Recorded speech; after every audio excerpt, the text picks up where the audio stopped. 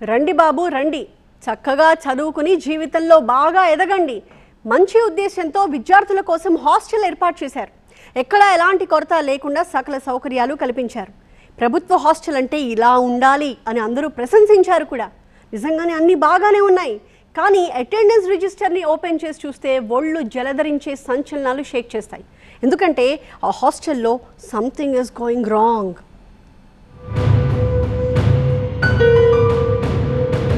చుట్టూరా పచ్చతరం, నట్ట నడుమ పక్కా భవనం, ఎటు చూడు ప్రశాంత వాతావరణం, గోడలపై విజ్ఞానం, విశాలమైన గదులు, బెడ్ మీద బెడ్, ట్రంకు పెట్టెలు, పుస్తకాలు. ఇది సర్కార్ వారి హాస్టల్. విద్యార్థులకు కావాల్సిన సకల సదుపాయాలు ఉన్నాయి ఇక్కడ. మరి పిల్లల జాడేది? ఎప్పుడు విద్యార్థులతో సందడిగా ఉండే హాస్టల్ బోసిపోయింది. నిత్యం హర్రర్ సినిమా లాంటి దృశ్యాలు కనబడుతున్నాయి. సూర్యుడు అస్తమిస్తే చాలు భయంకరమైన శబ్దాలు వినబడుతున్నాయి. ఈ హాస్టల్లో ఎందుకోసం విద్యార్థులు ఉండలేకపోతున్నారో ఇప్పుడు ఒకసారి తెలుసుకునే ప్రయత్నం చేద్దాం. బడొక చోట, హాస్టల్ మరో చోట ఉంటాయి కదా. హాస్టల్ పిల్లలంతా స్కూల్కు వెళ్ళి ఉంటారనుకుంటే లెక్క తప్పినట్టే. ఎందుకంటే స్ట్రెంత్ 0. ఇప్పుడు ఇది గెస్ట్ హౌస్ గా మారింది. ఎవరికో తెలుసా? సమాధానం తెలుసుకునే ముందు గుండె దిటూ చేసుకోండి. అర్థమైందా?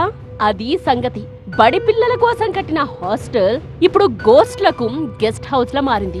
సకల సదుపాయాలున్నా సరే అదో గోస్ట్ హౌస్ అన్న ముద్ర పట్టంతో పిల్లలెవరూ ఈ హాస్టల్లో చేరడం లేదు. పేరెంట్స్ చేర్పించడం లేదు. నందిమేడారం హాస్టల్ పేరు చెప్తే చాలు నందికొండ వాగుల్లో అనేలా దెయ్యం భయం హడలెత్తిస్తోంది. దయ్యాలు తిరుగుతున్న ఆలోచనతోటే పిల్లలు వస్తలేరు సార్. చుట్టూ గడ మంటలు ఉన్నాయి, ఇటు కట్ట ఉన్నది, ఇటు గుట్ట ఉన్నది, దయ్యం తిరుగుతుందని. అది సంగతి. దయ్యాల భయంతో హాస్టల్ ఖాళీ అయింది.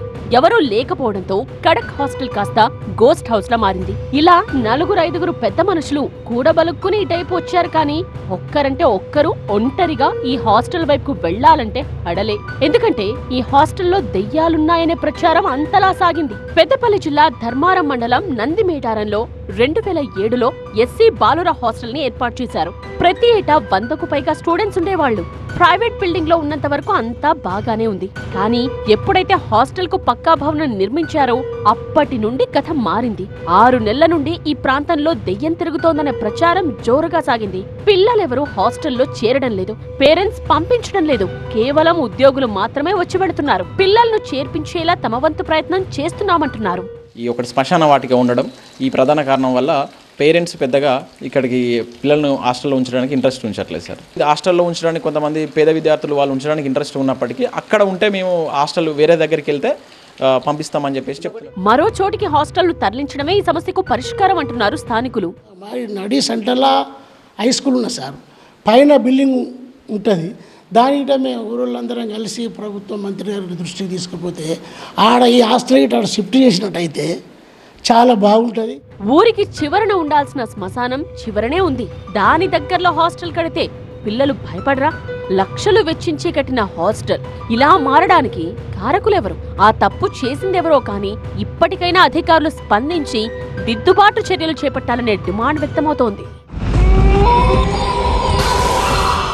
దెయ్యాలు సంచరిస్తున్న యొక్క ప్రచారము వింత వింత శబ్దాల కారణంగానే ఇక్కడ ఒక్క విద్యార్థి కూడా ఉండట్లేదు. ఇప్పటికైనా ప్రభుత్వం స్పందించి ఈ హాస్టల్ని వేరే ప్రాంతానికి తరలించాలని కూడా పేరెంట్స్ కోరుతున్నారు. కెమెరా పర్సన్ సలీంతో సంపత్, TV9 నందిమేడారం.